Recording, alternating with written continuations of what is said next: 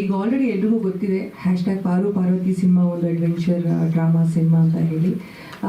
I think ಒಂದು 2-3 ಇವೆಂಟ್ಗಳಲ್ಲಿ ನೀವೆಲ್ಲರೂ ಭಾಗಿಯಾಗಿದ್ದೀರಾ. ಇದ್ರ ಸಿನಿಮಾ ಬಗ್ಗೆ ನೀವೆಲ್ಲರೂ ಕೂಡ ಒಂದಷ್ಟು ಮಾಹಿತಿಗಳನ್ನ ತಿಳ್ಕೊಂಡಿದ್ದೀರಾ ಆ್ಯಂಡ್ ಸಾಂಗ್ಸ್ಗಳು ಕೇಳಿದ್ದೀರಾ. ಇವತ್ತು ಟ್ರೇಲರ್ ಕೂಡ ನೀವು ನೋಡಿದ್ರಿ. ಐ ಥಿಂಕ್ ನೆಕ್ಸ್ಟ್ 14th ನಾವು ಅಫಿಷಿಯಲಿ ಅದನ್ನು ಒಂದು ಸರ್ಪ್ರೈಸಿಂಗ್ ಆಗಿ ಲಾಂಚ್ ಕೂಡ ಮಾಡ್ತಾ ಇದ್ದೀವಿ, ಅದನ್ನು ಕೂಡ ನೋಡ್ತೀರಾ.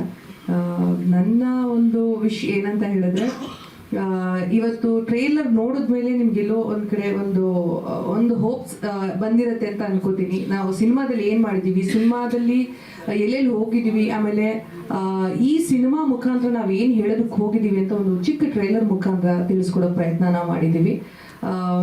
ಎಷ್ಟೋ ಜನ ಅನ್ಕೋತಿದ್ರು ಬರೀ ಟ್ರಾವೆಲಿಂಗ, ಬರೀ ಒಂದು ವ್ಲಾಗಿಂಗ ಅಂತ. ಬಟ್ ಟ್ರೇಲರಲ್ಲಿ ನೀವೆಲ್ಲ ನೋಡಿದಾಗ ಅನ್ಸುತ್ತೆ ಇದರಲ್ಲಿ ಫ್ಯಾಮಿಲಿ ಆಗಿರಬಹುದು, ಟ್ರಾವೆಲಿಂಗ್ ಆಗಿರ್ಬೋದು, ಅಥವಾ ಒಂದು ಎಮೋಷನ್ಸ್ ಆಗಿರ್ಬೋದು, ಪ್ರತಿಯೊಂದು ಮಿಕ್ಸ್ ಆಗಿನೇ ಈ ಸಿನಿಮಾ ಒಂದು ಮೂಡ್ ಬಂದಿದೆ. ಡೈರೆಕ್ಟರ್ ಅವಾಗಲೇ ಎಷ್ಟೋ ವಿಚಾರಗಳನ್ನ ಹೇಳಿದ್ರು, ಯಾವ್ಯಾವ ರೀತಿ ನಾವು ಟೆಕ್ನಿಕಲಿ ಮತ್ತೆ ಹೊರಗಡೆ ನಾವು ಟ್ರಾವೆಲ್ ಮಾಡಬೇಕಾದ್ರೆ ಯಾವ್ಯಾವ ರೀತಿ ನಾವು ಕಷ್ಟಗಳನ್ನ ಫೇಸ್ ಮಾಡಬೇಕಾಯ್ತು ಅಂತ. ಎಸ್, ಎಲ್ಲ ಆಯಿತು, ಈಗ ಕಷ್ಟ ಎಲ್ಲಾನು ಫೇಸ್ ಮಾಡಾಯ್ತು, ನಾವೀಗ ಅಂತಿಮ ಘಟ್ಟಕ್ಕೆ ಬಂದಿದ್ದೀವಿ ಅಂತ ಹೇಳ್ಬೋದು. ಆ ಕಷ್ಟನೆಲ್ಲ ವರ್ಷದಕ್ಕೆ ಒಂದು ಸುದಿನ ಅಂತ ಬರುತ್ತೆ. ಅದೇ ದಿನ ನಮಗೆ ಈ ಜನವರಿ 31 ನಮ್ಮ ಸಿನಿಮಾ ರಿಲೀಸ್ ಆಗ್ತಾ ಇದೆ. ಇವತ್ತು ನಮ್ಮ ಸ್ಪೆಷಲ್ ಕ್ಯಾರೆಕ್ಟರ್ ಆಗಿರುವಂತಹ ಕಾರ್ನ ಕೂಡ ನಿಮ್ಮೆಲ್ರಿಗೂ ಇಂಟ್ರೊಡ್ಯೂಸ್ ಮಾಡಿಸಿದ್ದೀವಿ. ಆ್ಯಂಡ್ ಹೋಪ್ ನಿಮ್ಮೆಲ್ರಿಗೂ ಟ್ರೇಲರ್ ಇಷ್ಟ ಆಗಿದೆ ಅಂತ ಅನ್ಕೋತೀನಿ. ಸಿನಿಮಾ ಕೂಡ ಇಷ್ಟ ಆಗುತ್ತೆ ಅಂತ ಭಾವಿಸ್ತೀನಿ. ನಿಮ್ಮೆಲ್ಲರ ಸಪೋರ್ಟ್ ಮತ್ತು ಆಶೀರ್ವಾದ ಆ್ಯಸ್ ಯೂಶುವಲ್ ನಮ್ಮ ಮೇಲಿರಲಿ ಆ್ಯಂಡ್ ನಮ್ಮ ಜೊತೆ ಇರಲಿ ಅಂತ ಕೇಳ್ಕೊಳ್ತೀನಿ. Thank you.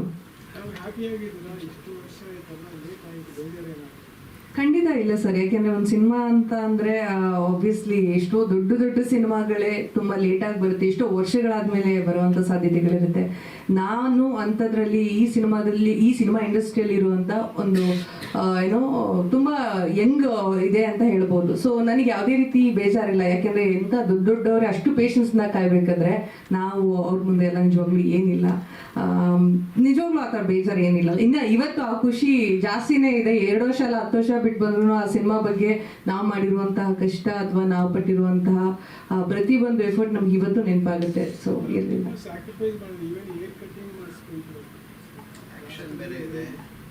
ಹೌದೌದು, ಕಷ್ಟ ಅಂದ್ರೆ ಹೇರ್ ಇವತ್ತು ಲೆಂತ್ ಬಂದಿದೆ. ಸೊ ಬೇಜಾರೇನಿಲ್ಲ. ಇಷ್ಟೇ ಡೆಫಿನೆಟ್ಲಿ ಹ್ಯಾಪಿ. ಸಿನಿಮಾ ಮಾಡೋಕ್ಕಿಂತ ಮುಂಚೆನೂ ಇದೇ ಥರ ಇಷ್ಟೇ ಲೆಂತ್ ಹೇರ್ ಇತ್ತು. ಬಟ್ ನಾನು ಸಿನಿಮಾಗೆ ಅಂತ ಬಂದಾಗ ಒಂದಷ್ಟು ಡೆಡಿಕೇಟ್ ಮಾಡೋಕ್ಕೆ ನನಗೆ ತುಂಬ ಇಷ್ಟ. ಸೊ ಅವ್ರು ಹೇಳ್ತಾಯಿದ್ರು ಅವಾಗಲೇ ರೋಗಿ ಬಯಸಿದ್ದು ಹಾಲು ಅನ್ನ, ವೈದ್ಯ ಹೇಳಿದ್ದು ಹಾಲು ಅನ್ನ ಅಂತ. ಹಾಗೆ ಯಾವುದೋ ಒಂದು ಸಿನಿಮಾಗೆ ನಾನು ಯಾವುದೋ ಒಂದು ಡಿಫ್ರೆಂಟಾಗಿ ಕಾಣಿಸ್ಕೋಬೇಕು ಅನ್ನೋದು ನನಗೆ ಯಾವಾಗಲೂ ಆಸೆ ಇದೆ. ಬರೀ ಈ ಸಿನಿಮಾಗೆ ಅಂತಲ್ಲ, ಮುಂದಿನ ದಿನಗಳಲ್ಲೂ ಕೂಡ ಅದಕ್ಕೆ ಬೇಕಾದಂತಹ ಏನೇ ಅದಕ್ಕೆ ಡೆಡಿಕೇಟ್ ಮಾಡಬೇಕಾಗಿದ್ರು ಕೂಡ ನಾನು ಮಾಡೋದಕ್ಕೆ ರೆಡಿ ಇದ್ದೀನಿ. ಹೌದೌದು. ಬಟ್ ನಾನು ಅವ್ರಿಗೆ ಗೊತ್ತು ಮತ್ತೆ ಹೇರ್ ಬಂದೇ ಬರುತ್ತೆ ಅಂತ. ಬಟ್ ಅವ್ರಿಗೆ ಸ್ವಲ್ಪ ದಿನ ನೋಡೋಕೆ ಒಂಥರ ಆಗ್ತಾ ಇತ್ತು. So she is my always first ನನಗೆ ಕ್ರಿಟಿಕ್ ಕೊಡೋದೇ ಅವರು ಹೇಳಿದ್ರು. ಬಟ್ ಇವತ್ತು ಕೂಡ ಅವರು ಸಿನಿಮಾ ನೋಡಿದಾಗ, ಟ್ರೈಲರ್ ನೋಡಿದಾಗ, ಪೋಸ್ಟರ್ ನೋಡಿದಾಗ ಅವರು ಕೂಡ ಖುಷಿಯಾಗಿದ್ದಾರೆ. ಸೊ ಅವ್ರಿಗೆ ಗೊತ್ತು, ಅಮ್ಮ ಅಲ್ವಾ, ಅಮ್ಮನ ಕ್ಯಾರೆಕ್ಟರ್ನ ಅವ್ರು ಪ್ಲೇ ಮಾಡ್ತಾ ಇರ್ತಾರೆ, ಮನೇಲಾಗಲಿ ಹೊರಗಡೆ ಆಗಲಿ. So that is all about that. ಸಿನಿಮಾದಲ್ಲಿ ಚೆನ್ನಾಗಿ ಕಾಣಿಸುತ್ತೆ. ನನಗೆ ಆ್ಯಕ್ಚುಲಿ ಈಗ ನಾನು ಶಾರ್ಟ್ ಹೇರ್ನ ಮಿಸ್ ಮಾಡ್ಕೋತಿದ್ದೀನಿ, ಟು ಬಿ ಆನೆಸ್ಟ್. ಎಷ್ಟೋ ಜನ ಹೇಳಿರೋದು ಉಂಟು, ನಿಮ್ಗೆ ಶಾರ್ಟ್ ಹೇರೇ ಚೆನ್ನಾಗಿ ಕಾಣಿಸ್ತಾ ಇತ್ತು ಅಂತ. ಆ್ಯಕ್ಚುಲಿ ಅವಾಗ ತುಂಬ ಹೇರ್ ಸ್ಟೈಲ್ ಮಾಡೋ ಅಗತ್ಯ ಇರಲಿಲ್ಲ. ಇವತ್ತೇ ಆ್ಯಕ್ಚುಲಿ ಬರಬೇಕು ಅನ್ನೋ 1 hour ಲೇಟಾಗಿ ಬರಬೇಕಾಗುತ್ತೆ. ಯಾಕಂದರೆ ಇದ್ರ ಬಗ್ಗೆ ಇವತ್ತು ಏನು ಹೇರ್ ಸ್ಟೈಲ್ ಮಾಡ್ಕೊಳ್ಳಿ, ಇವತ್ತು ಹೆಂಗೆ ಕಾಣಿಸ್ಕೊಳ್ಳಿ ಅನ್ನೋದು ಸ್ವಲ್ಪ ಕಷ್ಟದ ವಿಚಾರನೇ. ನನ್ನ ಕೂಡ ಅದೇ ಚೆನ್ನಾಗಿದೆ.